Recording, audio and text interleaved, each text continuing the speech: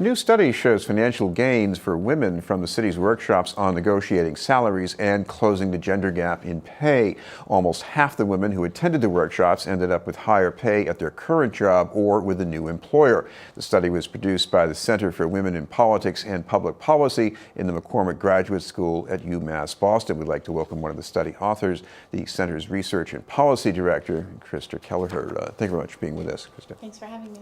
First of all, talk about what we know about the wage gap on a large scale, because yes, some of it reflects a difference in jobs or maybe difference in sectors, but what about the rest of it?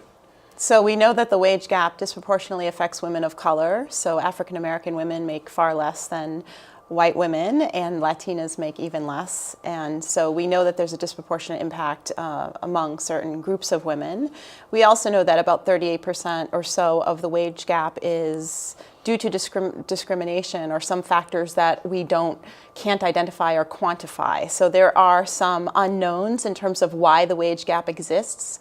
We know that occupational segregation, education level, removing oneself from or taking a pause during one's career from the workforce and returning can all have an impact on one's pay or compensation level, but there's a lot that's unknown in terms of why it exists and why it persists in this country, and clearly in Boston and in Massachusetts. And we know that there's a new law to address some elements of the wage gap that we think will improve or help to overcome some of those barriers that women face when faced with and thinking about negotiation for salary and wages. So the new Massachusetts law will make sure that women will not be retaliated against if they seek information about others' pay, and it will have certain protections coming online next year. Well, I guess that's one of the most important things people have to do if they're going to ask for more pay is find out what they're really worth. What does that mean? How do you do that? Well, most people don't know how to do that, and a lot of women and others, men as well, are fearful of asking or trying to find out how much a colleague makes or how much someone else in their workplace or organization makes. It is something that has been a taboo topic for many years and decades, and women are not socialized to ask about others' pay. And so this notion of, or this concept of pay transparency or pay secrecy is important because we have a culture and essentially a legal framework where we don't currently provide salary or wage information and make it accessible to employees. And what the Massachusetts law will do starting on July 1st, 2018 is to make it possible for women and men to ask about and find out about others' pay without having retaliation or any kind of negative repercussion in the workplace, which is an important component of finding out what others make and to feel like it's safe to address to address what others are making, to address the issue of pay. It's been a very taboo topic. No one wants to ask or find out necessarily what other folks are making, perhaps compared to them. Well, it's pretty much the norm in workplaces that each employee is supposed to be evaluated. So you have all this anxiety about, well, what's the boss going to think about what I'm doing? I mean, how could anybody go and say before that period ends, oh, I'd like to discuss getting a pay raise? Well, women were taught in the workshop to use that annual performance review period or meeting with their supervisor. So women were taught to use that annual performance meeting with their supervisor or employer to talk about their compensation level and to raise it. And so there are opportunities to do that during that meeting or also off cycle. And women were encouraged through these workshops to find opportunities to address that with their supervisor. And in fact, we found that 40% of the women, after they took the workshop, talked to their supervisors about issues of pay and compensation and value. So that was a finding of ours. What was the end result of this in terms of what people got when they finished with all these negotiations? Well, our report highlights a few stories of women whose names we don't provide, but whose stories and accounts we detail out.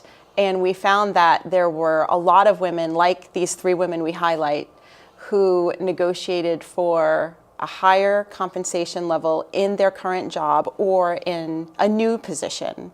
And so in terms of how it impacted women, we found that these workshops encouraged women and supported women to take the steps to negotiate their pay, to talk to their supervisors, in some cases to go on the job market, because they found that perhaps in the job they were in, they weren't adequately compensated. So it spurred them to go on the job market in some cases and look for a new position so they could be more highly valued. And they took other steps as well, not necessarily related to asking for a pay raise, but benchmarking or targeting they also took other steps, such as benchmarking their salary or wage, looking at where they are at compared to other individuals across the nation working in a similar position or a certain occupation with a certain position or title.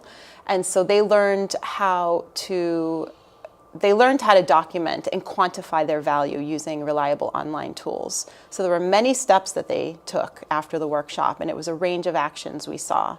Some for themselves directly, and in some cases for other women.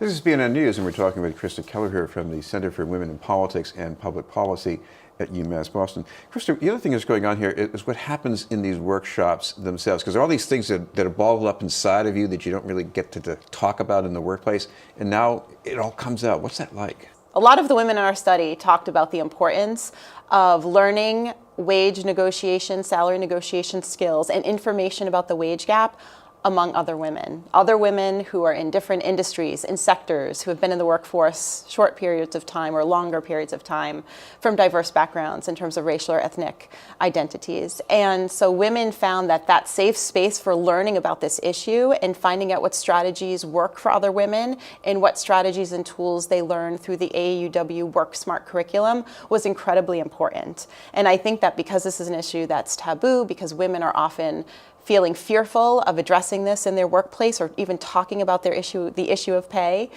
they found it incredibly inspiring and helpful to be around other women, to feel that the city has created a safe space in these workshops for discussing a matter that is complicated, it's personal, it's sensitive, and as I said, in many cases, it's considered taboo. Well, your report was recently unveiled at the Boston Foundation, and I guess there was a whole presentation about this that people can see online? Yes, so we have the event available. So we have the report release event available at the Boston Foundation, along with a very robust panel discussion. All right, well, thank you very much. Christa Kelleher from UMass Boston.